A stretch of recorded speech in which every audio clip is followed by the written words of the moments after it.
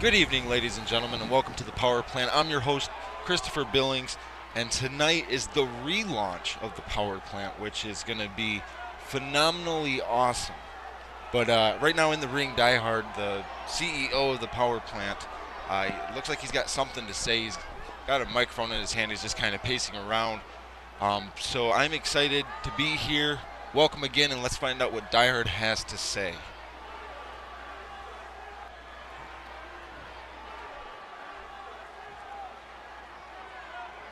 So welcome back to the Power Plant. Welcome back to Die Hard's show. I thank you for viewing today. I really do thank you. And I really do want to say, congratulations to every superstar that is on our roster. And, it's been a long, long road for myself and Melinda and everybody else that's been involved with the Power Plant, the management team, everybody. But I'm not here to thank everybody. I'm here to let everybody know that, yes, I'm still retired, and no, I'm no longer going to be kicking people's asses in matches. However, with that being said, the Power Plant Championship, the most prestigious title in the Power Plant, is vacated. It's a vacant title. We need to have a champion.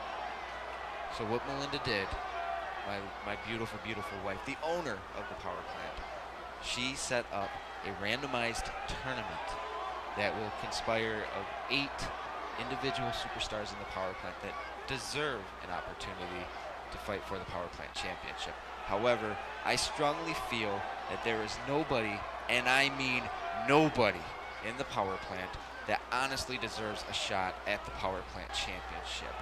They lack the skill, they lack the ability, they do not deserve to fight for the title. It should be on my waist. But again, they do not deserve the title. Well, oh my God, that's Zack Samuraro.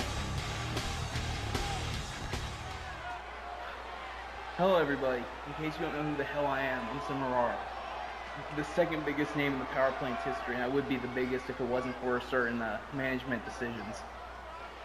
In my first couple months here, I made a surprise run of the Royal Crown Challenge to the semi-final match. I'm the only Triple Crown winner in Power Plant history. I'm a former hardcore champion, a former tag team champion, and here's the kicker, I'm the only man who's ever held the tag team titles by myself. And of course, I am a past one-time Power Plant World Champion. And I beat David Seibrecht, the joke of this company. The company tried to push him to the top, make him seem like he was something more than he was. But we all know that there's only one man in Power Plant history who can compete at a top level, and that's Samuraro. Now, you have Diehard in the ring, no longer competing, and thank God for that. It was horrible watching him the last couple months of his career, saying that no one in the back deserves a shot at holding the championship. And to that I say he is f***ed up in the head. I am, was, and always will be better than he ever was.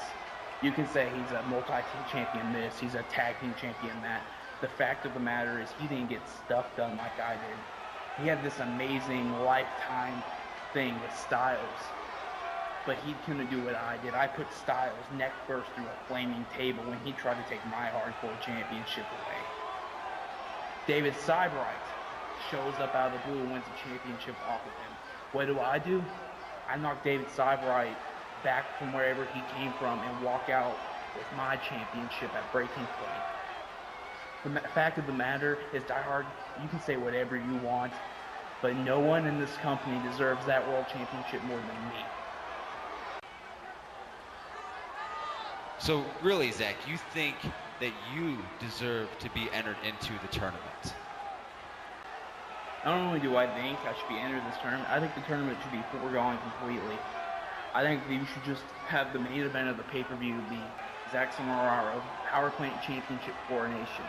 I think there should be a nice, pretty throne in the center of the ring. I think you should be all dressed up in a monkey suit, your wife in a nice little cocktail skirt.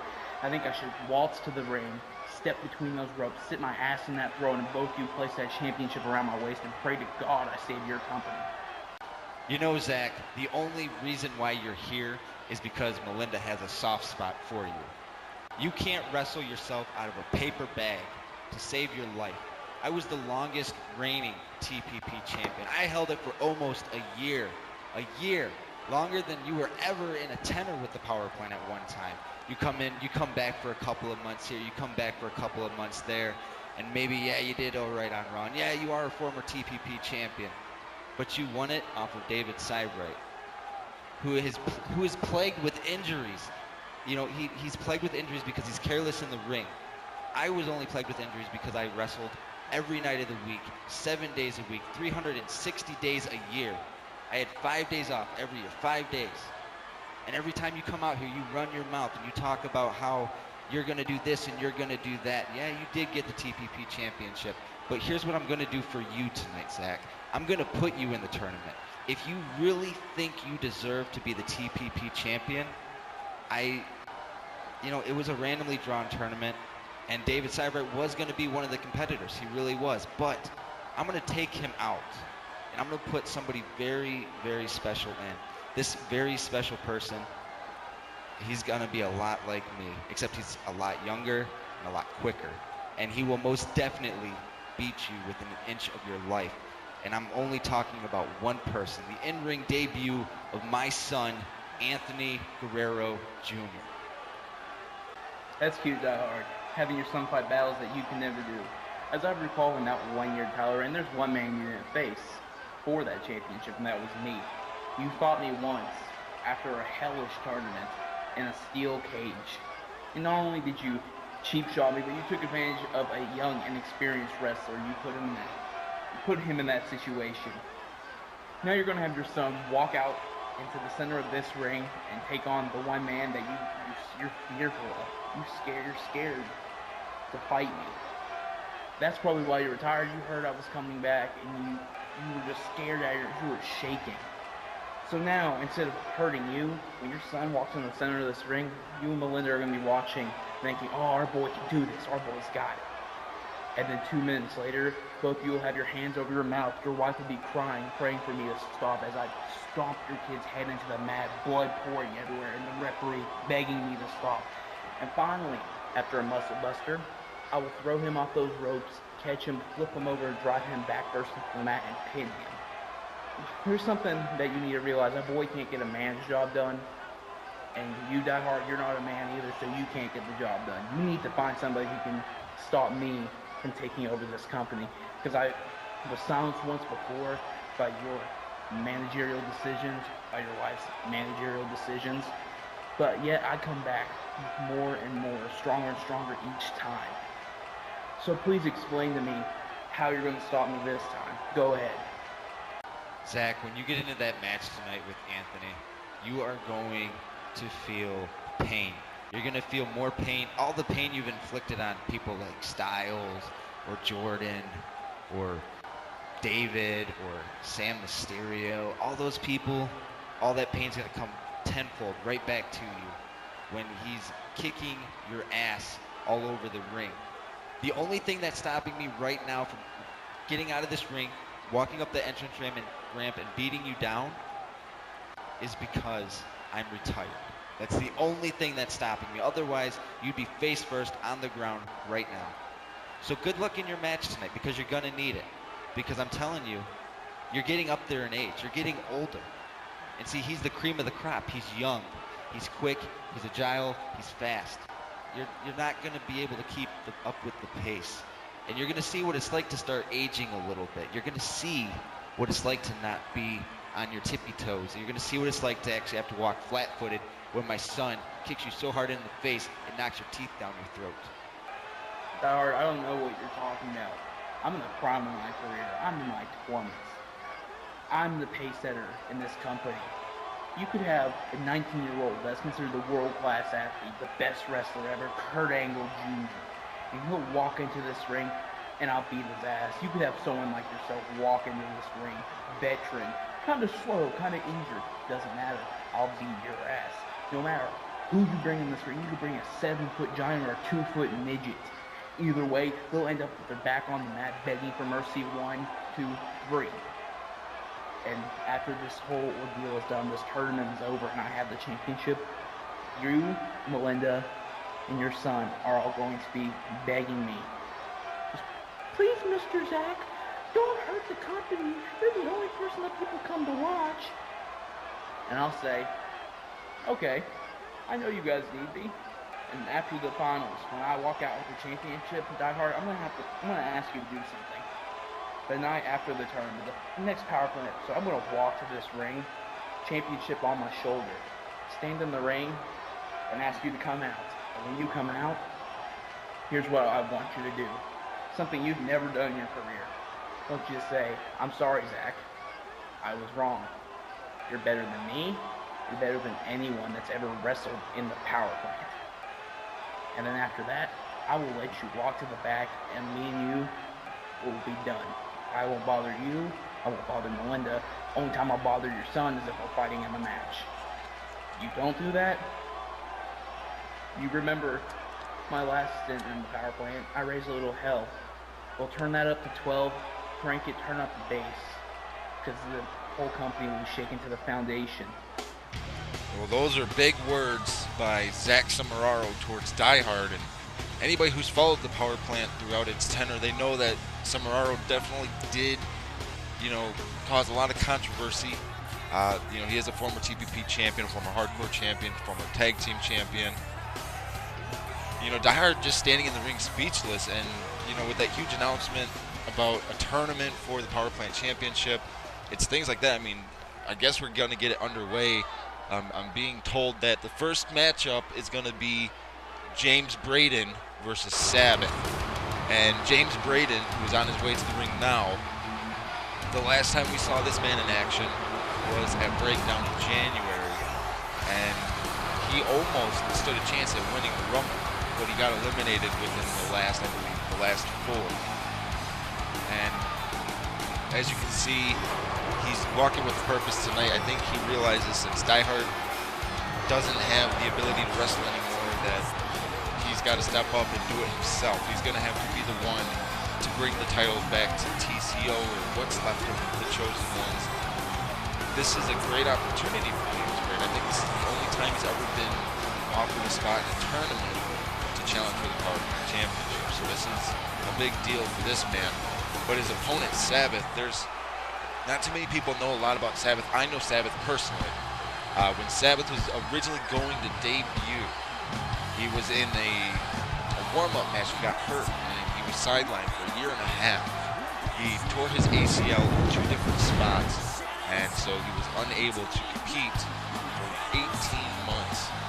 And so now you got to believe he's super happy to be not only fighting in the not only fighting in a match, but that's actually people are going to be able to see before his debut. When he originally got hurt, but he's got to be super excited that in his new debut match, he was given the opportunity to be entered into this tournament. This is the opening match for the tournament. Whoever wins this matchup next week, they would be in their semifinal matchup. So this is a great opportunity for Sabbath to come out on top and really leave his mark here tonight. And I can't think of a better person to do it against than James Braden, the big powerhouse of TCO. So as we're getting this matchup underway, keep in mind James Braden in the black trunks with the red stripe, Sabbath in the black trunks with the white engraving style. And as you see here in the beginning, just an exchange of knees to the face. This is almost becoming like a slugfest here. I mean, Sabbath just lighting up James Braden, but James Braden with that big right hand, and now Sabbath his own right hand, and then James again with another right hand. But Sabbath there, quick kick to the back of the head, knocks James Braden down, puts him onto the mat, and as you see again, they're trying to duke it out. They're trying to fist fight each other. This is a wrestling match. This is not a UFC fight. You can only win by pinfall or submission. A huge clothesline by James Braden there, knocking Sabbath down on the ground, and then another big right hand from James Braden. And again, Sabbath lighting up James Braden with the speed. He's got speed over James Braden. And then a snapmare to that big kick right across the chin. He snap-married him, kicked him right across the chin. Sabbath is keeping the pressure on James Braden. I don't know if James Braden is used to having this kind of pressure put on him constantly in a match, because James Braden is a very large guy. When he gets in there next to somebody, he's very big compared to them. And then a jumping knee arm breaker there, using his body weight to jerk Sabbath to the ground across his knee. And now a side headlock here by James Braden. Switches position, but Sabbath turns it around on him. Sabbath knows that this is, this is his opportunity. He cannot afford to make a mistake in it. A short arm clothesline, nothing fancy about it. Just close enough to knock James Braden down. James Braden is a 275-pound man. Sabbath is about 246 pounds. So, pretty close in weight. Or, well, actually, they're not that close in weight. They're still about 30 pounds different. But Sabbath was able to take James Braden down, and now James Braden whips Sabbath into the ropes. Catches him in that sleeper slam, does James Braden. Goes for a quick cover here into the pin. 1, 2, only a 2 count. And as you see, we have a new assortment of officials and also our new Power Plant Arena. But Sabbath, he's not stepping down to James Braden, and I'm glad that he's not stepping down. And now Sabbath, a knee across the back, in a little rotation into a side Russian leg sweep. You don't see moves like these every day, but when you're young like Sabbath and like James Braden, when you're young like this, you put your body out there and you do what you can to entertain these fans. These fans are loving it. You can hear these fans. They're overbearing. They're cheering. They're happy they're here today. Aside from what Die Hard said, I strongly believe that every man that is in the back, every superstar in the back, that they deserve an opportunity to fight for the Power Plant Championship.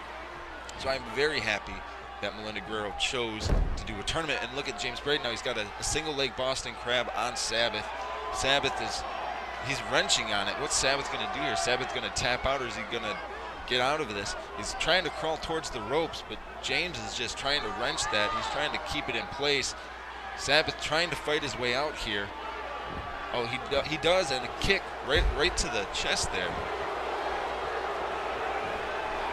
The resiliency of Sabbath, that is just phenomenally spectacular that Sabbath was able to do that, to keep himself in the position where he knew that he could possibly be hurt, but James Braden counters right into the corner there. Oh, and then that shoulder thrust. And then the second shoulder thrust. Is he going to go for a third one? And he went for the third one, knocked Sabbath down into the corner. And now he's choking Sabbath with his knee. The referee, not doing anything about it, although that's clearly against the rules. A nice side belly to back suplex from James Braden. James Braden, he's slowing the match down to his pace, to where how he wants it. And then that float over neck breaker there, from a hip toss into a neck breaker from James Braden. Sabbath counters from the ground. Like I was saying, if James Braden can slow this match down to where he wants it to be, then Sabbath is going to be in a lot of trouble. But right now, Sabbath is picking up the pace here, jumps with a big knee across the chest. Sabbath, he's showing no fear against James Braden, a seasoned veteran like James Braden, who's been in countless matches, countless title matches. Sabbath is not backing down, and that's good. Sabbath goes for the quick cover here. 1, 2, only a 2 count. And now a standing tie-up here from James Braden and Sabbath. James Braden gets the better of that, and then a standing side kick there. Just seated Sabbath. He literally seated Sabbath there. And now what's James Braden thinking? He's got Sabbath, picks him up. He's got him in a suplex there, hanging suplex. Physically showing his strength there. Goes for another cover. 1, 2, almost a 3 count. But again, the resiliency of Sabbath is what is saving him in this matchup, and his no-quit attitude. And look at James Braden taunting the referee, saying he's going to cause him pain. And now James Braden with a double-handed face crusher there. You don't see that very often, but James Braden knows what he's trying to do. He wants to end this quick. He wants to get done with it, and that's how he wants to do it. And James Braden trying to pick apart the body parts now. Put Sabbath in a position where he won't be able to defend himself. But Sabbath from the ground counters into a front face tie-up here, switches positions, and a chop block right to the left knee.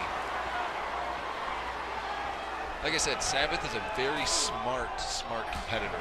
The entire time that he was injured, he was still training. Even while he was injured, he kept talking about how he couldn't wait to get back in the ring. He couldn't wait to, get back into the power play, because he wasn't offered a contract. Because he got injured, Melinda Guerrero did, reinstate his contract, and that big pullback DDT by James Braden. Now, this would be a big win for Sabbath or James Braden. This would be this would be the win that could put their career on the map. James Braden would no longer be known as just the tag team competitor. He would be known as a fortified singles competitor that can get it done. And that's just, it remains to be seen, because this match is still going on, but Sabbath using all his body weight there to knock down James Braden. And now Sabbath whips James Braden to the corner here. There's one punch to the head.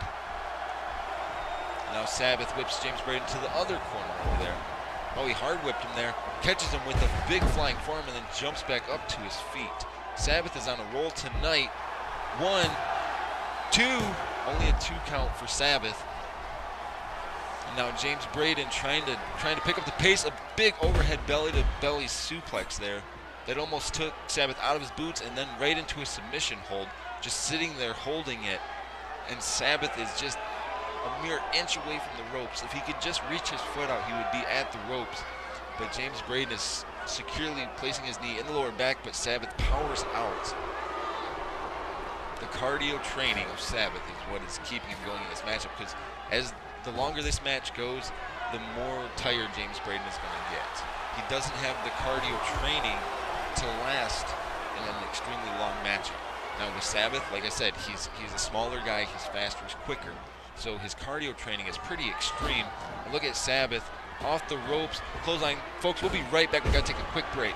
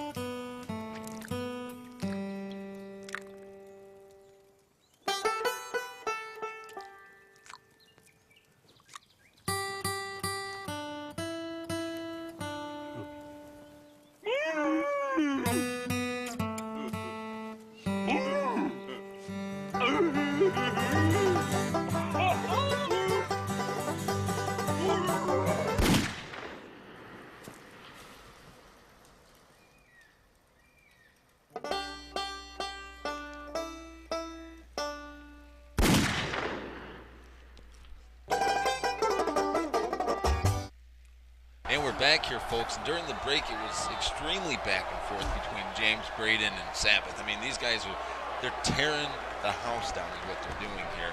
And look at this, a big release German suplex to James Braden from Sabbath. And now Sabbath goes for the cover here. 1, 2, only a 2 count there for Sabbath. The frustration has got to be building. Now James Braden, nothing fancy about this neck breaker, just right on the back of the neck there. And now James Braden, there's one fist drop. There's a second fist drop. And wait a second, the trifecta, the 3 fist drops. James Braden dropped his fist in the face of Sabbath 3 times just to cause him pain. And now again, James Braden going for the legs, trying to take out the speed ability of Sabbath. That's what he's trying to do here. He's attacking the legs because he knows if he takes out Sabbath's legs, Sabbath will not be able to hit the high-flying moves. He won't be able to do a lot of the high-flying things, and catches him again with that hip-toss neck breaker. And now, what's James Braden looking for?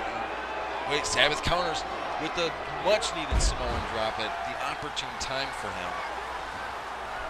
And now Sabbath trying to get the offensive going here. Sabbath whips James Braden to the corner. Turns him around here. Sabbath a big punch to the head. What's Sabbath thinking? Sabbath setting him up for that big running clothesline in the corner. James Braden face first down, unable to counter that. And now James Braden has him in a side wrist lock, hits the arm. that big right hand, and here it is. That bookend that James Braden does goes for the cover. 1, 2. No, Sabbath kicked out. Wait a second, James Braden, he's got the referee pushed in the corner. He just beeled the referee across the ring, but wait, the referee calling for the bell. I think he disqualified James Braden. Yes, James Braden has been disqualified. Sabbath has been declared the winner. This is a huge upset. James Braden thought that the match should have ended right there. Sabbath was able to kick out, and James Braden's frustrations got the best of him, and he cost himself the match. And now, as you're seeing on your TV here, James Braden in the ring, he's very upset here. Wait a second, what's he gonna do? Wait, no, Sabbath saw it coming. Sabbath heading off James Braden here, telling James Braden, not tonight. You're not getting the best of me tonight. That is how it is done, folks. That is how you take down somebody like James Braden. Even after the match, James Braden tried to attack Sabbath, and Sabbath still turned it around in his favor. He still gets to celebrate and enjoy his victory tonight. This is a great way to start this tournament, folks. I cannot wait to see the other matches. We know that Samuraro is going to face Anthony Guerrero Jr. next, so we do know about that match. But folks, we do have to take a quick commercial break. We'll be back in just a few moments. So stay tuned, sit tight, we'll be right back.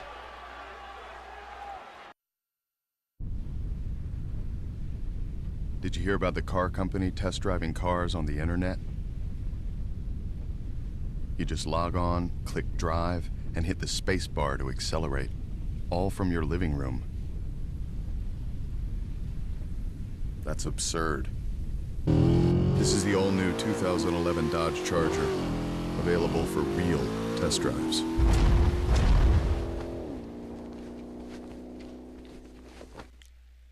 And we're back here, and as you hear Zack Samuraro's theme song playing, his statements earlier that he made to Die Hard that he's going to be the next TPP champion. There's a great possibility that could happen because he is a former TPP champion. This matchup is, originally I guess it was going to be Anthony Guerrero Jr. versus David Seibrecht, or it was going to be Samuraro versus David Seibrecht. I don't know what the original plan was, but Die Hard came out and said that he was going to take David out of the tournament, but his son, Anthony Guerrero Jr. in a match against Zack Samuraro tonight. Now, as you see, we have a different referee out here now because Terry Gates, our senior official, his tailbone and his side is hurting a little bit from James Braden throwing across the ring, which I don't blame him for that. James Braden is a very big guy, and James Braden did go to the back and he demanded a rematch with Sabbath, but his sister, Linda Guerrero, the owner of the power plant, said no, that he shouldn't have put his hands on the official. So at least they didn't award him a rematch. So Sabbath will still go on in the tournament, but right now we gotta focus on Zack Samuraro and Anthony Guerrero Jr., who tonight Anthony Guerrero Jr. is making his debut.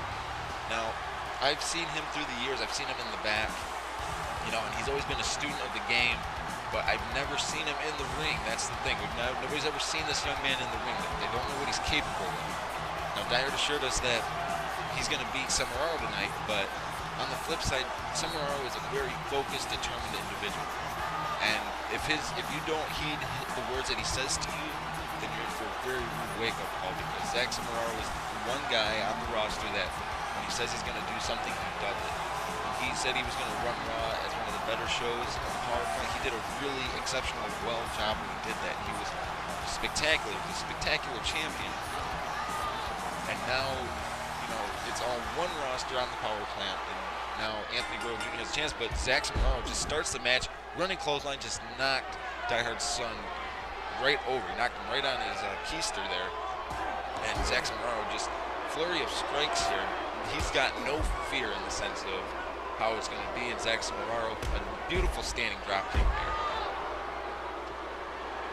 Now, he's taunting there, but Anthony Guerrero Jr. with a quick elbow, but Zack Samuraro catches him with a side headlock, and then a big discus elbow there. An elbow strike. Nothing fancy about it. This is just a smash mouth match. That's what this matchup is. And Zack Samuraro's loving this. And a big running drop kick to the corner. He drop kicked him so hard he fell out of the corner. How often do you see that? You don't see that very often. Zack Samuraro now throws Junior to the outside. Now Junior getting back up onto the apron. Samuraro clotheslines him off. He won't even let him get in the ring. Zack Samuraro, a side moonsault into a reverse DDT. That takes a lot of balance to do, a lot. And Zack Samuraro is just showing Junior why you can't come into a match with Semi and assume that you're going to beat him. Because, as you saw, Junior just went face first right into my announce table and down into the barricade. Samuraro doesn't care here, threw Anthony Guerrero Jr. into the ring post there, head first into steel. That's what he just went. Now Samuraro just taking his time. He is picking Anthony Guerrero Jr. apart. This is a big raised knee lift there. I mean, Junior may have been out on the ground. He may have been out. The match should already be over. I mean, this is clearly a one-sided, excuse my language, this is a one-sided ass-kicking contest is what this is. But wait, Junior jumps back to his feet, but Samuraro shutting him down again, another standing drop kick. This is what I'm saying. I mean, it's just like, I don't understand. Samuraro could have ended this match a long time ago. He really could have, but he's playing with Junior, and now he floats over with a big float over backdrop.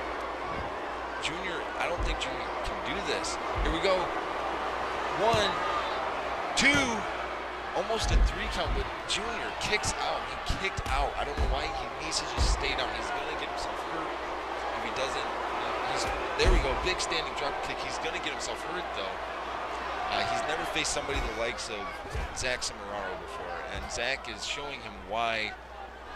You know, he's a former TPP champion, and again, that Asai moonsault into the reverse DDT. Zack Samuraro is dishing out the pain to Junior tonight. Samuraro hits the top rope. He goes for a missile drop kick, but Junior backed up out of the way into a quick cover here. 1, 2. Only a 2 count there. That was a long 2 count.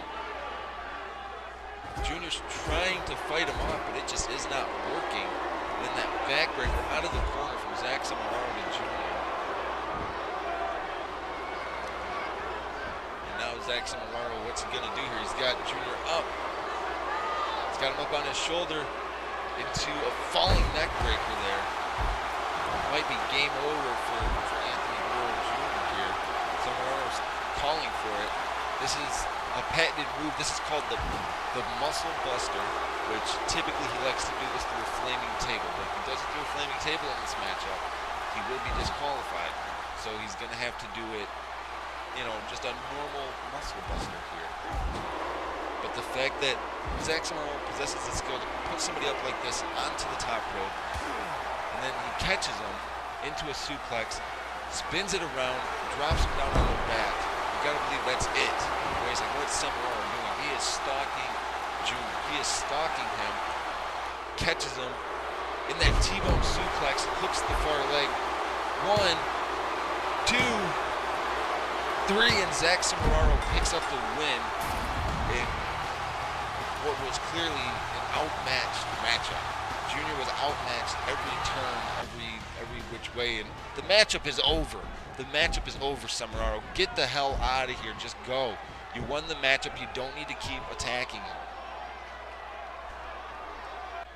And now it looks like Zack Samuraro is trying to pick up Anthony Jr. Oh, and he slapped him in the face.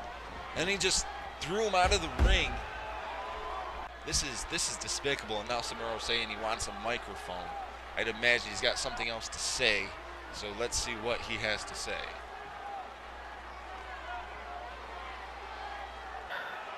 Die Hard, you gotta be kidding me. 5 minutes. I thought it was supposed to feel pain. Your son came out here all sparkle and cherry. Oh, I gotta feel daddy happy. I stomped him. I stomped him into this mat.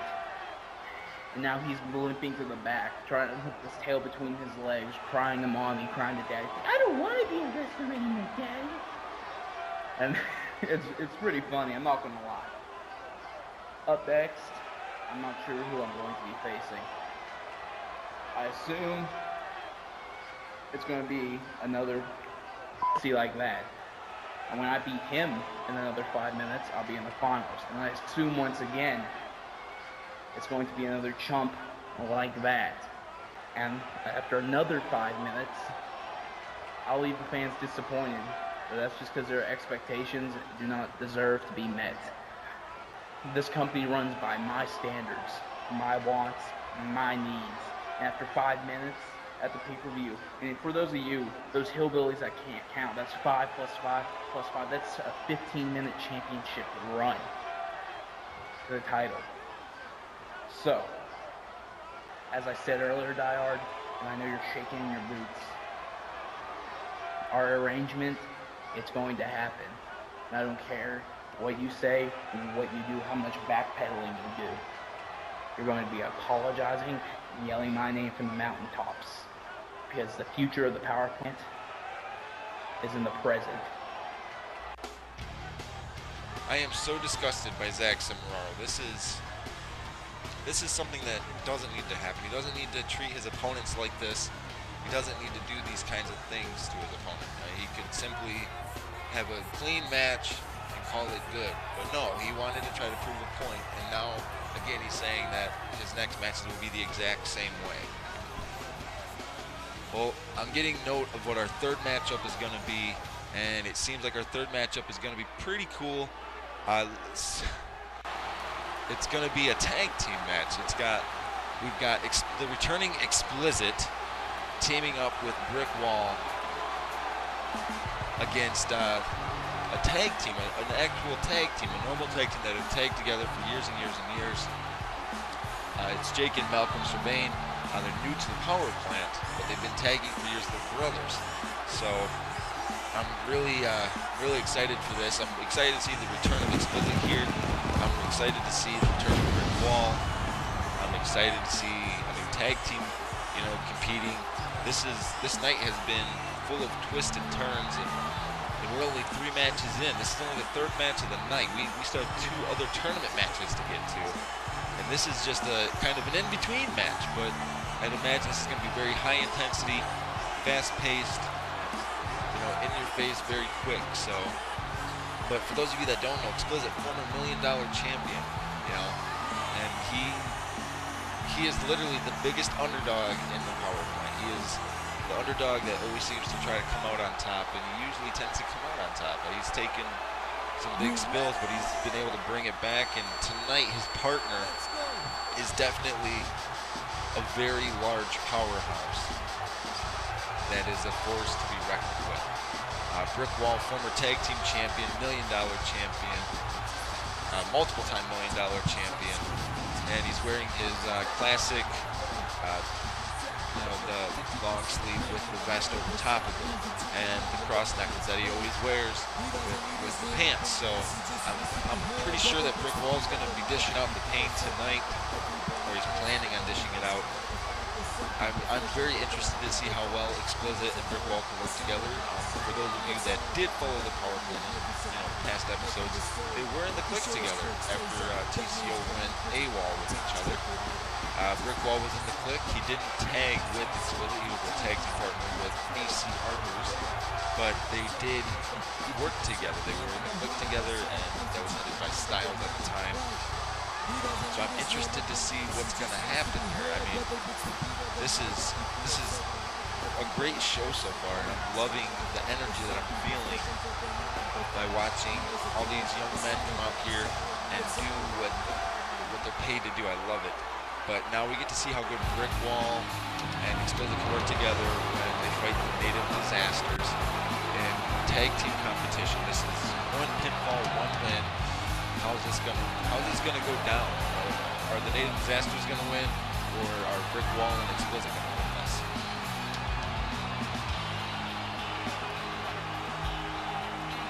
And one thing about these two, like I said, they're brothers. They've known each other all their lives. They've worked together for years as a tag team in wrestling, and so they definitely have the potential to be future tag team champions in the power plant if they chose to be.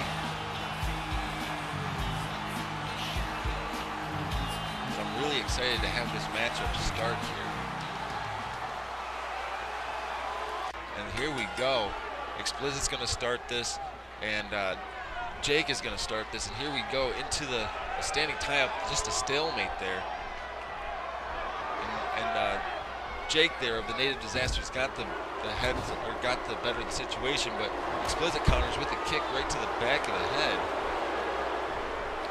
And now again, Jake Sylvain trying to dish out the pain to Explicit, but Explicit, he is considered a veteran. Although he's one of the smallest guys, he is considered a veteran because, you know, of his length of time in the power plant, his former championship matches that he's been in.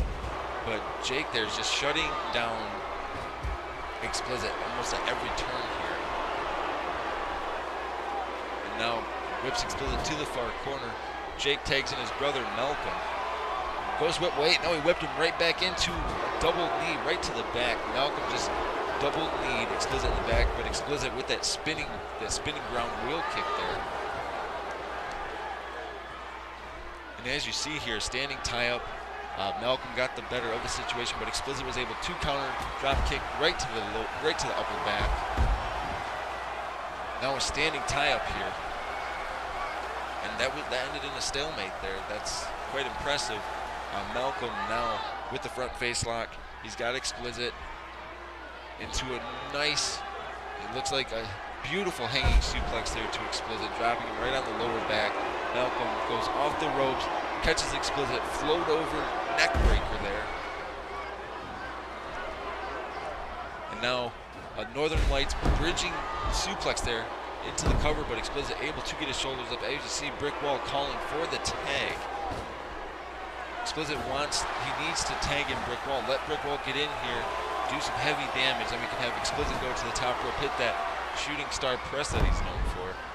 And then, a snap over headlock there, and then a kick right to the lower back. And as you see, the referee telling Malcolm to get out of the ring while Jake just got drop kicked in the chest by Explicit. But Jake counters, pulls Explicit back in right to a foot to the face. Then that spinning wheel kick again, catching the Native Disasters.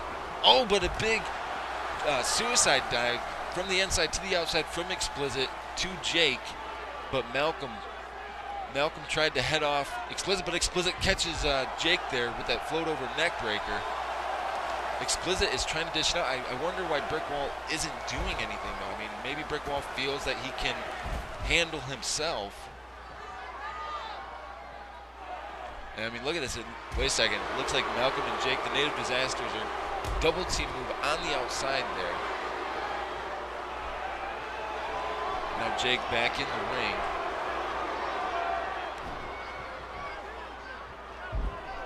And here we go. Now Explicit again with that spinning wheel kick on the ground. It's basically a leg sweep. And Explicit trying to get some momentum going here. Every time he gets a little bit of momentum, Jake and Malcolm seem to shut it down, but it seems that they are using underhanded tactics to do it. You know, kind of attacking from behind to get the advantage in this matchup. And this is a benchmark time for all four of these young men, because that was a beautiful, beautiful moonsault by Explicit into the cover, but no, Jake able to kick out before a 1 count. As I was saying, this is a benchmark night for all four of these guys, because you got to believe that Melinda is watching closely, you know, what happens in all the matches, deciding, you know, who's going to do good. And look at that, Malcolm jumped from the apron to the inside there with that drop kick, clearly violating rules. He's to stay in his corner unless he's tagged in. That's what he's supposed to do. And now Jake Sylvain just drop kicking Explicit to the outside there. And then a big flying elbow drop from Malcolm, and then a jumping crossbody from the inside of the ring to the outside from Jake. Rips Explicit into the ring, onto the apron there. And now Explicit trying to get something going. Again, he's trying to get something going. Explicit, side Russian leg sweep, trying to get some momentum in his favor here. He needs to tag out. Explicit, big attempted corkscrew, but he miscalculated. He jumped a little too far to the right, and it cost him there. as now they're both down. Both Jake and Explicit are down. But Explicit back to his feet here. And then there's one clothesline. Rolls over. Here's two clotheslines. Can he do the trifecta? Can he hit the third clothesline that is vintage Explicit there into the cover? But no, Jake able to kick out again before a 1 count.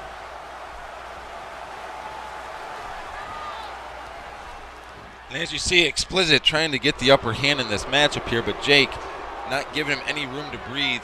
And, you know, Explicit desperately needs to get a tag. He needs to tag in Brick Wall because Brick Wall will be the game changer for him in this matchup with that big crossbody from Jake Serbian.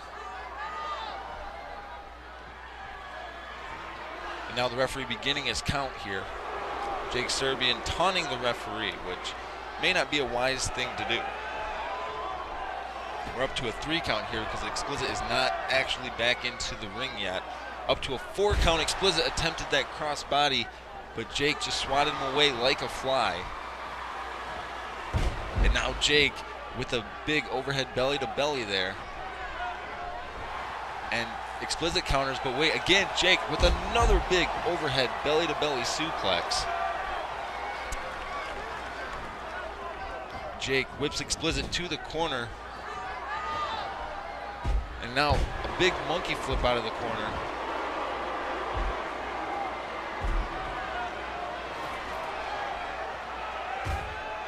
Now Brick Wall getting back up onto the apron there. Explicit is in a world of trouble here. Big back elbow. Explicit counters. But now Jake Serbian counters from the ground with an eye gouge. He's got Explicit up on his shoulders here. And wait a second, he drops him right on the back of his head there. Wait a second, that's Jerry Graham. He's got a matchup later on tonight. I'll tell you more about him in a little bit. What is he doing? Wait, Explicit went for a tag there, but Brick Wall dropped off the apron. He's leaving. He's going up the entrance ramp there. And meanwhile, there's still a matchup going on. This is insanely crazy. What is happening in the power plant? I mean, people are getting screwed left and right here. And now Explicit put in a 2-on-1 position or a predicament where he has to face a fortified tag team when he's normally a singles competitor. So he has to face 2 people at once. Big monkey flip from Explicit. And now Explicit went to run in with a drop kick, but Jake Serbian caught him with that cross body, or that modified cross body, like a seated senton. And then that big running drop kick from Explicit to Serbian. Serbian whips Explicit to the corner. He catches him there. And now the double knee to the back.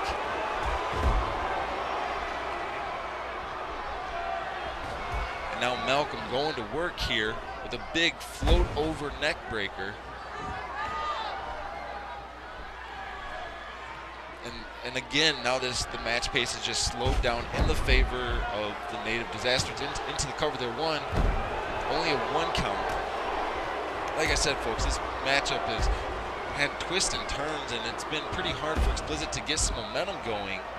But sure enough, this is how it's going to go down here. Now Explicit with a snapmare, and then a kick right to the spine. And then now Explicit drop kick right to the face. Explicit trying to mount some offense here. But no, Malcolm counters with a wrist lock right to the elbow there, with an elbow across the elbow. That can break your elbow, by the way, and pulls into a big back elbow there. And now a big pulling in kick from Explicit to Malcolm. That big Asai moonsault goes for the cover here. Only a 1 count. Explicit trying to keep the action high-paced, quick-paced. This way he'll have an advantage. But now Jake Serbian gets tagged in. Then a big running kick right to the face there. The referee admonishing Malcolm to get out of the ring. Explicit is trying to get some momentum going, but the Native Disasters are just tearing Explicit apart in this matchup. Big rotating belly to back suplex, folks. And now Explicit with that pulling neck breaker.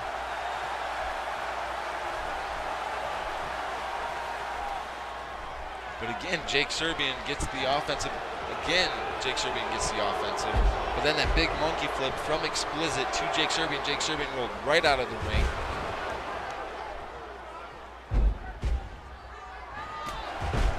It's things like these, folks. You just don't know what's going to happen when you're in a TPP matchup.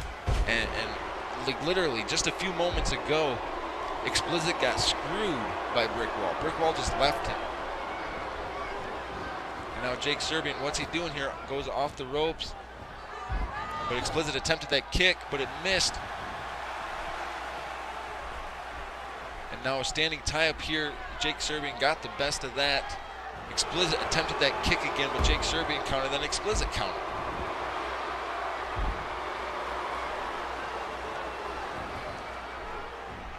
Now Jake Serbian whips Explicit onto the apron there.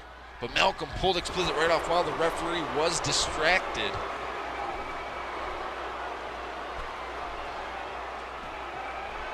And now Jake told Malcolm to bring him back in the ring, picking up the pieces here. It may be wiser for Explicit to just give up, because this matchup is going to take its toll on all these men, but Explicit probably the most. He has to not only fight one person that's capable of beating him, but he has to fight two people. Attempted that super kick, but into a quick roll-up by Explicit. Only a one count there for Explicit. You hear the fans are going crazy here. Jake tags in Malcolm. Folks, we got to take a quick commercial break. We will be right back. Dr. House? Yeah, I just want you to know, I think you're the best ever. me too. Want my churro? Really, you can have it. My patient just died. You think the Spanish deep-fried snack is gonna make things better? I guess I'll see you around then.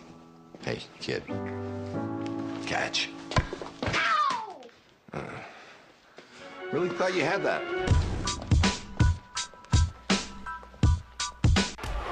And we're back here, and during the break, it was still a lot of back and forth, but Explicit just cannot get a solid form of offense going here.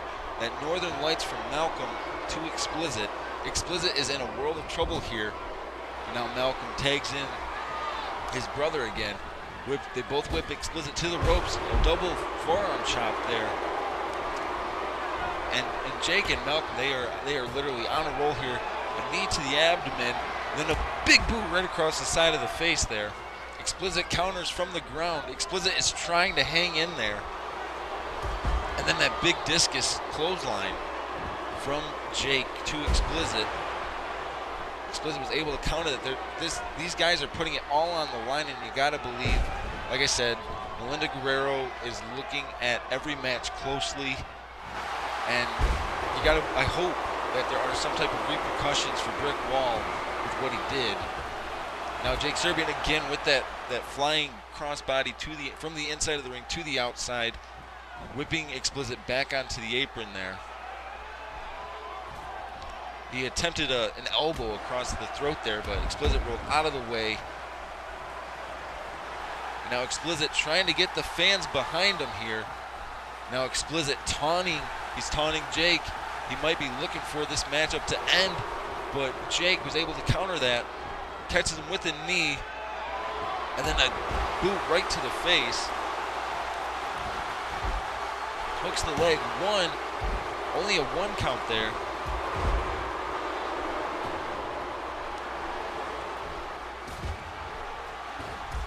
And now Explicit trying to fight back. Jake Serbian just laying the rights and the lefts and the kicks all over Explicit's body.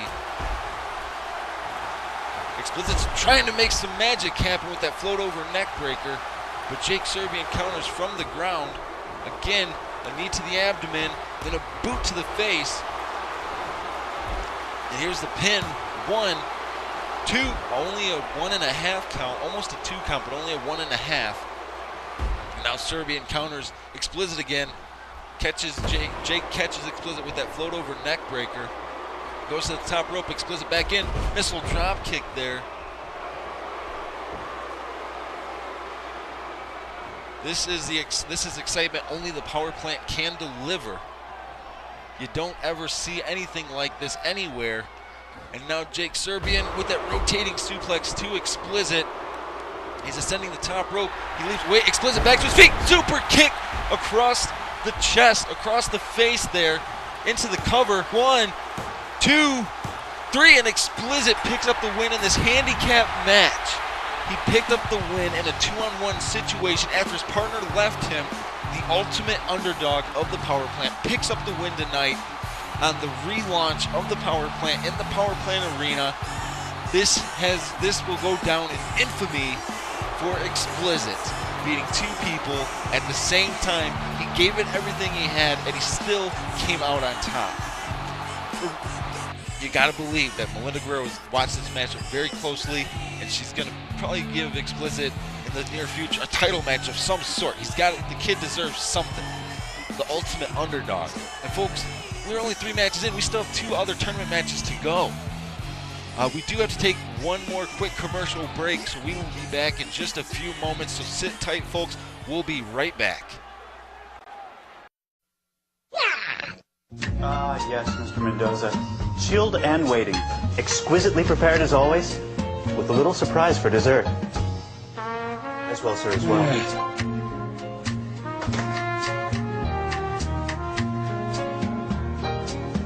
May I help you? Yes, I have a reservation at 7:30 for Edge.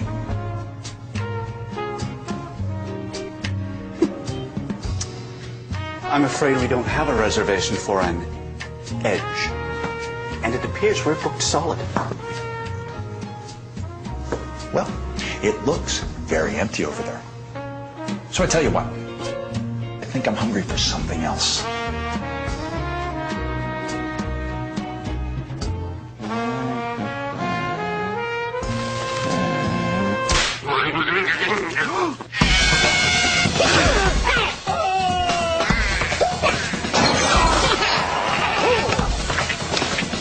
Dinner's here. Snap into a Slim Jim.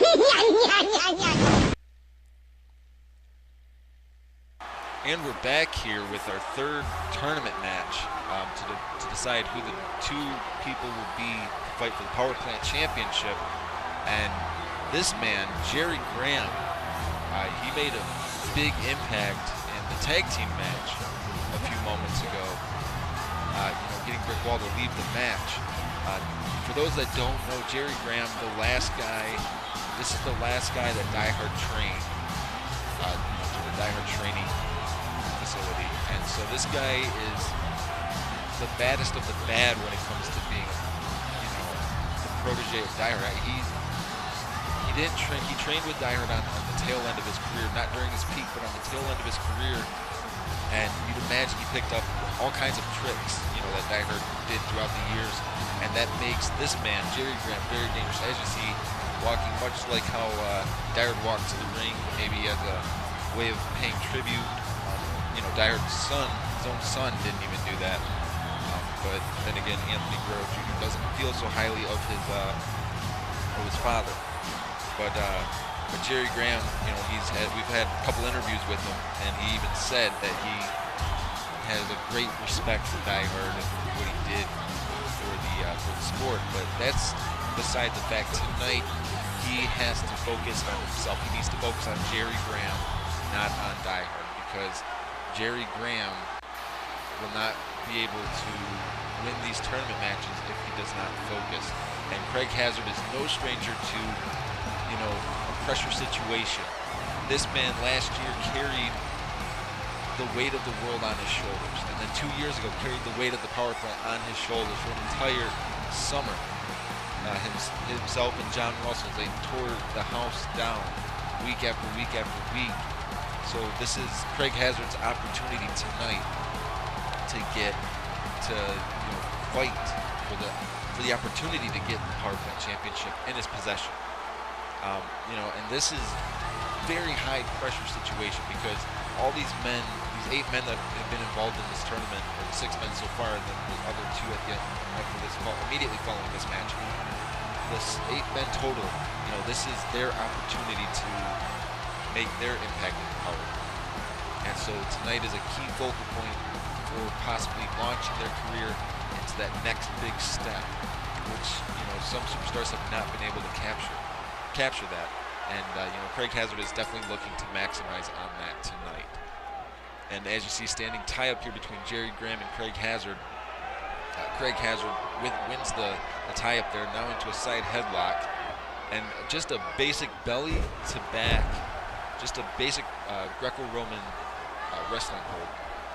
And you know, Craig Hazard, he's got a lot of history behind him. We don't know much about Jerry Graham, but we do know that he did have extensive training with Die Hard, and he trained with Jordan Moore and Rick Wall and all the other members in TCO throughout the years. He's been training with TCO for several years, but again, he didn't train with Die Hard you know, during Die Hard's prime. He trained with Die Hard during his you know, the tail end of his career after Die Hard had already became the Power Plant champion.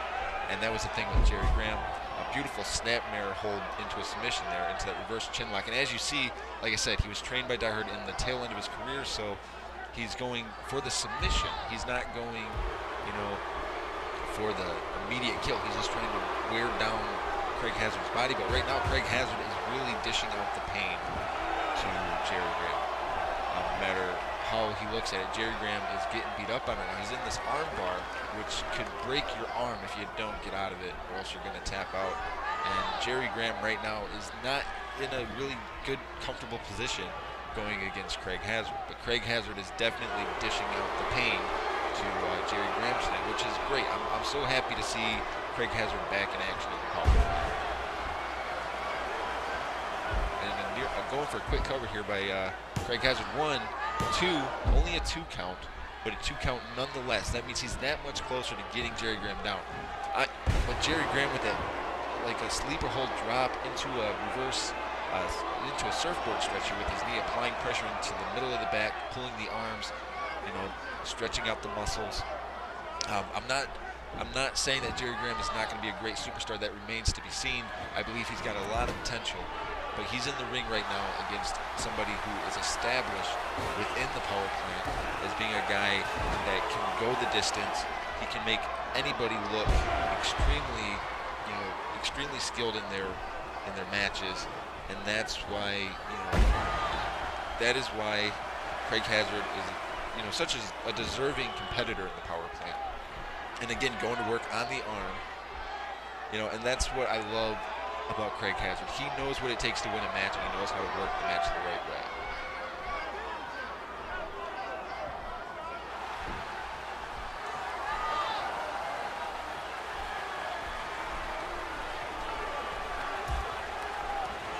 A big side Russian leg sweep there from Jerry Graham. You know, just this match has really been pretty smash mouth. You know, it's been pretty slow paced, not very quick. Very slow and dictated between, you know, Jerry Graham and Craig Hazard. However, you know, all it takes is one mistake, and the whole landscape of the match will change. You know, everything. It will change the entire landscape. And, you know, just like that, Craig Hazard turned the tables on Jerry Graham, and now look at his headbutt on the barricade on the outside. And now, you know, Craig Hazard is in control of Jerry Graham. How often do you see this, you know? And Jerry Graham is a little bit bigger than Craig Hazard. You don't see this very often, but the bigger guy being overpowered by the smaller wrestler. But, you know, Craig Hazard, no stranger to the sport, leaps over with a big float over there, hooks the far leg. 1, 2, only a 2 count. And now, you know, a standing tie-up again here. And Craig Hazard again gets the better of the situation, going to work, you know, on all the body parts of Jerry Graham. He knows that it's going to take quite a bit to slow him down. He realizes that, and that's good that Craig Hazard realizes that now, because it puts him in a position where he will be able to do some serious damage to Jerry Graham. And as you see, Craig Hazard whips Jerry Graham. No, pulls him back into a big knee there. And now a knee right to the side of the skull. That might do it there. But no, Jerry Graham is, was brought back to his feet by Craig Hazard. Craig Hazard whips Jerry to the corner. Graham is in some trouble here. He needs to pick up the pace. He needs to get on some offense, because if you take too many more Hurricane Ranas like that from Craig Hazard, this matchup is going to end very quickly. And now, again, Hazard going to the top. He's taunting Graham. Graham turning around into it. Hazard leaps off with a big crossbody there. Goes for the cover, hooks the far leg into the pin. 1, 2. Only a 2 count for Craig Hazard, who is not showing signs of frustration. He knows that he's just working Jerry Graham down, but Jerry Graham with a big scoop slam that may have been the momentum shift that Jerry Graham might have needed. And now Jerry Graham, a dragon suplex there without the pinning bridge, just doing that and then dropping a fist right across the face and doing it again. That's 2 times now. And now Jerry Graham with the trifecta, 3 fist drops across the forehead. And that big right hand, it's things like this. You can definitely tell. Look at Jerry Graham. He's like a shark going right for the head. Maybe he's trying. Look at that. That's just a despicable taunt by Jerry Graham. And like I was getting ready to say, you can clearly tell who was trained by who here. Craig Hazard, extensive training in MMA, extensive, professional training, and then you have Jerry Graham, who is trained by Die Hard. And everybody's heard the rumors of the way Die Hard trains. There was a rumor on the internet that Die Hard starved them. He didn't allow them to eat until they were able to do something specific. And based off of the size of Jerry Graham, we don't know if that's true or not. But Hazard is definitely putting the hurt onto Jerry Graham right now. So, of all those stories you've read on the internet, if they're true, then Jerry Graham is not fulfilling his duty. Because if everything that is said about Die Hard's dungeon or his training facility, if everything was true about that, then Jerry Graham should have had no trouble beating Craig Hazard. But Craig Hazard giving Jerry Graham a run for his money here, attempted a big clothesline, but a big float over neck breaker from Jerry Graham, hooks the far leg. 1, 2, only a 2 count there, but that's the first near fall for Jerry Graham tonight. And now what's Hazard doing? Hazard with a Cobra clutch. You don't see this very often, but a Cobra clutch is locked in on Jerry Graham. What is Jerry Graham going to do here? He's trying to struggle to get out of it, but Craig Hazard is wrenching. He is wrenching that Cobra clutch. Either Jerry Graham needs to get out of this, or else he's going to pass out. That's just what's going to happen. So he needs to make something happen. He needs to make something happen right away, because Craig Hazard looks very comfortable in the ring right now. And Jerry Graham able to counter out with that single arm hip toss. And again, going right for the head goes Jerry Graham. And now Jerry Graham picks up Craig Hazard, kick to the abdomen. Wait a second. He's got Craig Hazard in a big powerbomb. No, he kept his hands clasped together. There's a second powerbomb. And then a third powerbomb, and he rotated that one. Goes for the cover here. 1, 2, and no, Craig Hazard able to get his shoulder up right at the last moment there, trying to keep alive in this matchup. The fact that those 3 powerbombs almost put Craig Hazard away, if Jerry Graham gets another opportunity to be offensive, this could be a long night for Craig Hazard. But Craig Hazard, he's sticking in there. Now he's a flurry of kicks to the face there into a front face lock, and now attacking the legs. He didn't knock Jerry Graham down, but he kicks his leg out from underneath him and knocks him down onto the mat. And now Jerry Graham gonna feel what it's like to get your legs attacked by somebody, to get one body part singled out. That is what Craig Hazard is doing right now. He is singling out Jerry Graham's body. And now Craig Hazard with that rotating Hurricane Rana there. And now again, Craig Hazard, this guy, he is high intensity in every sense of the way. And look at this, he's going after Jerry Graham in the corner. He's got Jerry Graham turned upside down. He's hanging upside down in the tree of woe, and now Craig Hazard mounts him. What's he gonna do? A double foot stomp to the chest there. That can crush your chest cavity. That can crush a lung. And Craig Hazard, no drop kick in this business is better than Craig Hazard's. He's got a beautiful vertical leap when he does a drop kick. That was a beautiful drop kick by Craig Hazard. But now Jerry Graham trying to mount a little bit of offense here. And as you see, Jerry Graham he's having trouble getting some offense going. Meanwhile, Craig Hazard he's dishing out the pain here. Oh, and that kick right to the back of the leg there. Craig Hazard was taunting Jerry Graham. Jerry Graham tried to knock him down, but couldn't because Jerry Graham's body looks like it's giving out on him. And now Craig Hazard with a big powerhouse-style scoop slam there, right on the lower spine. And now what is Craig Hazard thinking here? Craig Hazard, he's hooking that arm. He swings it around and drops Jerry Graham on the back of his head. Wait a second. Craig Hazard, he might be looking for this. Craig Hazard, he's hooking the arms. He's got Jerry Graham over with the vertebreaker. That move can break your neck into the cover. 1, 2, 3, and chalk up a win for Craig Hazard on the return show of the Power Plant. Craig Hazard pulled out a spectacular win tonight against Jerry Graham. Like I said, we don't know much about Jerry Graham, but Craig Hazard showed him why you have to step it up. You have to bring your A game when you're in the Power Plant, because it just doesn't cut it when you don't. And Craig Hazard here, look at this, being a good sport. Look at this, it looks like he's going to help Jerry Graham up, maybe shake his hand. Oh my God, and Jerry Graham with a big low blow, and this is just being a sore loser here. Jerry Graham, definitely the protege of Die Hard, can't take a loss. And now what's Jerry Graham doing here? He's standing in the ring just taunting, you know.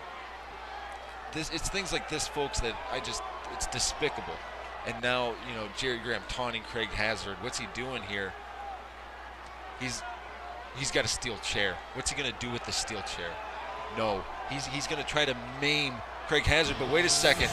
Oh my, that's Extreme's theme song. There's a man dressed in all black sprinting down to the ring towards Jerry Graham and Craig Hazard. We're not sure what's going on here. He's in the ring. Wait, he ducked out of the way of Jerry Graham, and now he's sidestepped Jerry Graham, threw Jerry Graham out of the ring. A hard fall there, and now this masked individual, we don't know who this is, but he was helping up Jerry Graham. Folks, I don't really know what to make of all of this. All I know is we have a main event match that is up next, and this night has been phenomenally spectacular, from the beginning up until this main event, and we get to see a very dangerous man named Alexander Monroe. And I don't know about you, but if you've done your research on Monroe, you know that he hails from Japan. This man is very dangerous, and I can only imagine how much money Die Hard had to pay to get the likes of Monroe to come to the Power Plant full time. This is the guy that you don't want your kids to watch. This is the guy that is dangerous. He doesn't care what he has to do to his body to torment his opponent. This man is the master of ring psychology. He will make you think he's going to do one thing, and he will turn around and do another. That is what separates Monroe from other men. Monroe is his own form of beast, and his opponents in the ring. He made a triumphant victory at Open Limit last year. But Monroe, you have got to believe, would love nothing more than to have a Power Plant championship securely around his waist. Because if Monroe wins this, if Monroe becomes the Power Plant champion, then that means that nobody else will ever be the champion. Monroe is the guy that everybody loves, but he's such a bad guy. He's such an evil seed. Everything he does breeds evil. It doesn't matter. It's evil. His ring presence is so overbearingly scary. You don't know what he's going to do next. So tonight is definitely going to be a test of will for Monroe's opponent, but for Monroe as well, because tonight Monroe is facing a former TPP champion, a former member of TCO, a man that broke rules and became his own man, Jordan Moore, the former TPP champion, is facing Monroe tonight. And when the Power Plant went out, and now with its reestablishment, Die Hard vacated every championship. So, you know, Jordan Moore should be the champion. He should be the champion, but he did agree to, you know, compete in this tournament. He was placed against Monroe, and I expect that this is going to be a drag down slobber knock. And I can't. I'm excited for this to begin. I'm happy to see Jordan Moore, you know, still in great shape. I'm happy to see everybody that's been here tonight, other than, well, Die Hard, Jerry Graham, for what it's worth. But this is what it's all about. When you get to the main event, whoever wins this matchup, they're going to be in the semifinals. Whoever doesn't win, they're not going to be in a title match. They're not going to have a title opportunity at Over the Limit. So tonight, there's a lot riding on the line tonight, and the picture's shaping up for Over the Limit. But this is beyond belief. And as you see, they custom screened their TPP champion, the best in the world, Jordan Moore. I'm very thankful that our production team still let that go through for at least tonight. And now, you know, now we're getting ready to get this underway. Jordan Moore versus Monroe. We're gonna see, you know, what can Jordan Moore outdo Monroe? Is Alexander Monroe gonna be too much for Jordan Moore? I mean, and the ring psychology already began. There's a standing tie up here.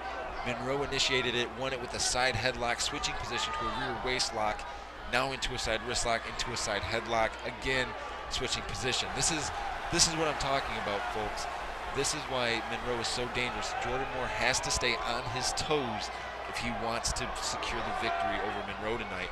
He can try switching position, but Monroe can do it just as quick and just as good. And I'm expecting this to be a very technical match. This is right up, you know, Jordan Moore's alley.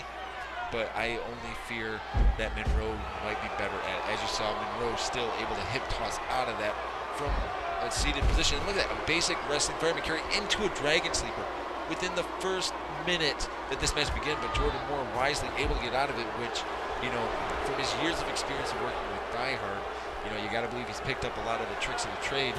And Monroe and Die Hard, you know, I'm not saying that they are alike, because people like Monroe, they don't like Die Hard. But Monroe is a very, very dangerous individual. And I know that Jordan can be a very dangerous individual, but he's in for a very rough match against Monroe, because Monroe doesn't, you know, he doesn't stop. He keeps the pressure, he keeps it going. And here's a near fall. And folks, we got to take a quick commercial break. We'll be right back in just one quick moment.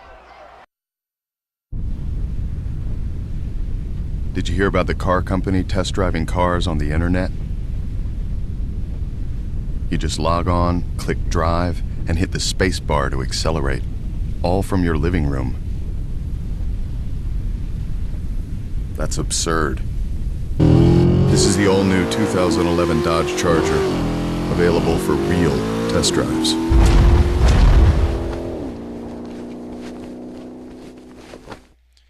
And we're back here, and during the break, I mean, there was a whole lot of, you know, physical beating going on. And, you know, this match has spilled outside the ring, inside the ring. Jordan Moore has managed to gain control, but for how long? That's the question that remains to be seen. Because as you see, you know, the referees counting, admonishing both Jordan Moore and Monroe to get in the ring, and the referee's already up to a 3 count on the outside. But now Jordan Moore trying to keep the offensive going. He's trying to keep this match quick pace. Look at that. He took his own body and threw it against Alexander Monroe and hit him with all his body weight as he leaped off the top rope, and still was able to get back to his feet before Monroe was. And now, you know, it's almost like Jordan Moore, you know, I know you guys can't see it on camera, but he's smiling. He's smiling at Monroe. He wants Monroe to try to give him his best, and Monroe's, he's giving it what he can. But right now, Jordan he's hanging in there with Monroe, and that's a huge statement showing why Jordan Moore is the former TPP champion. Now look at this, Monroe whips Jordan to the barricade there, and then a headbutt. The referee up to a 4 count here. The referee exercising his right of a 10 count. We're up to a 5 count. Monroe just no acknowledgement for the rules. So we're up to a 6. Now Monroe again whips Jordan into the barricade. Monroe getting in the ring. Oh, he started walking towards the ref, up to a 7, but Monroe rolled to the outside to break the count. Now Jordan whips Monroe into the barricade there. Now Jordan with a headbutt of his own there on the barricade. This is what I'm talking about, folks. It takes a very strong level of confidence to be able to compete in the power plant successfully. If you're not able to do that successfully, you will not survive when you're wrestling. Look at this, now Monroe singling out the legs. We're up to a 4 count. Again, the referee exercising his right to a 10 count. And if they both, were to get counted out, we don't know what would happen. And so now Monroe throws Jordan there into the barricade, but Jordan was able to put on the brakes. Now Monroe with that uppercut up to a 7 count already. Again, Jordan Moore throws Monroe to the barricade corner. Monroe, he's off it. Jordan went to do that move, but Monroe sidestepped him. And now Jordan was able to counter from the ground. And now again, Jordan whips Monroe into the barricade. A big headbutt there, doing some damage. Referee again counting. And now what does Jordan think? You got to remember, disqualifications do count in this matchup. Jordan counters Monroe, whips him into the barricade, ribs first. It didn't take Monroe off his feet, but he's definitely going to be feeling that in the morning. And then a side Russian leg sweep on the outside. That pad is not that thick, folks. That's not much padding out there underneath it. It's just cement. And now a big T-bone suplex on the outside. And Monroe's leg may have clipped the steel steps. And the referee again counting him, and Moore again breaks the count. They don't want this match to end on a count out. It's like they want to go in there and destroy each other. Now Monroe throws Moore's head right into the steel ring post and puts him back into the ring very slyly. Monroe going for the cover. The referee was admonishing Monroe. Here's the cover, 1, 2, only a 2 count for Monroe. Now Monroe trying to get something going here, but Moore was able to counter into a rear waistlock, into that Sato suplex. And now Jordan, shades of Die Hard there with the closed fist punches. Like I said, Jordan trained with Die Hard for years and years and years. So he picked up a lot of tricks of the trade from Die Hard. And there's going to be tendencies that do come into play. But make no mistake about it, Jordan Moore is his own person. He stepped out of Die Hard's shadow, attempted that flying forearm, but Monroe countered it into a big release German suplex into the cover. And Jordan Moore able to get his shoulder before the referee was able to get down for a 1 count. And now Monroe again with another German suplex into the bridge. And again, Jordan Moore able to get out of that pinned predicament. Now Jordan attempted that side kick, and then a dirty kick to the abdomen there by Monroe. But Jordan Moore picking up the pace with that jumping snapmare, and then he did that springboard out of the corner, threw his body in a 180, hooks the far leg. Only a 1 count there for Jordan Moore.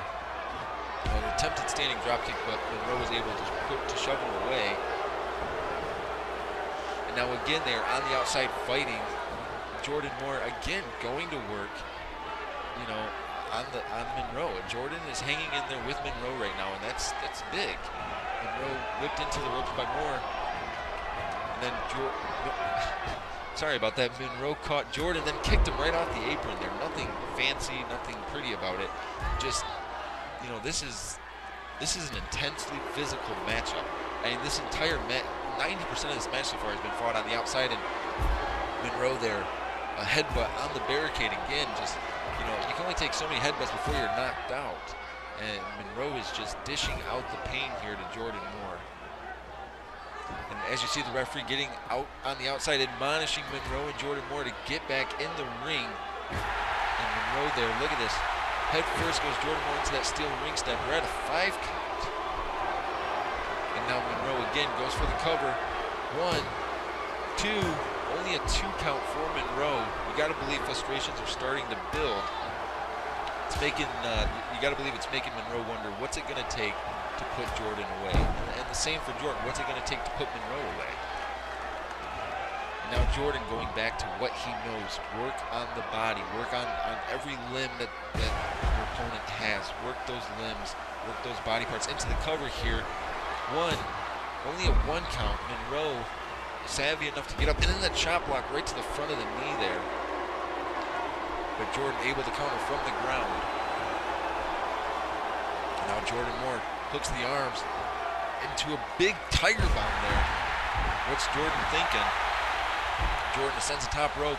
He taunts. He's going for that big flying elbow drop. A huge, huge flying elbow drop. And again another elbow drop. Jordan Moore, he's feeling it now. The fans are getting behind him. He's feeling this into the cover here. Only a 1 count. A long, long 1 count by the referee. And now look at this. Again, back and forth, back and forth. Now Monroe is in control. Now Monroe just those flurry of kicks to the face, and now kicks him in the leg, and then now one to the chest, again in the chest, and then right again to the chest, and then right across the face, right across the side of the face there, and then that knee lift from the ground, and again that knee lift, and as you hear, the fans are just booing. They don't like seeing this, and Monroe whips Jordan to the corner there, a hard whip to the corner, whips Jordan back to the other corner, runs in with a big boot right to the face. Again, going for the cover here. 1, 2, only a 2 count. And now Jordan, look at this, a T-bone suplex out of nowhere. That could be a game changer. That's a difference maker. Now Jordan whips Monroe into the ropes, catches him on the way back in with that float over arm drag into the cover here. But no, Monroe was able to get his shoulder up. Now Jordan trying to keep on the offensive, a side belly-to-belly suplex. And again, those close fist punches. As you see, the referee is not admonishing Jordan Moore. And now Monroe back to his feet. Jordan runs in, he got caught by Monroe in that modified swinging neck breaker. I mean, he rotated Jordan Moore about twice and then dropped him on the back of his neck and his head. And a series of running elbow drops from Monroe, and now Monroe, another low kick to the abdomen. Just a flurry of strikes here from Monroe to Jordan Moore. Now Jordan Moore trying to mount an offense. As I said, folks, this matchup has been so much back and forth. It's hard to keep up with because you start thinking that Jordan's going to maintain the offense, but then Monroe gets on the offensive and vice versa. It's so intense. It's hard to keep up with that big flying forearm from Jordan Moore.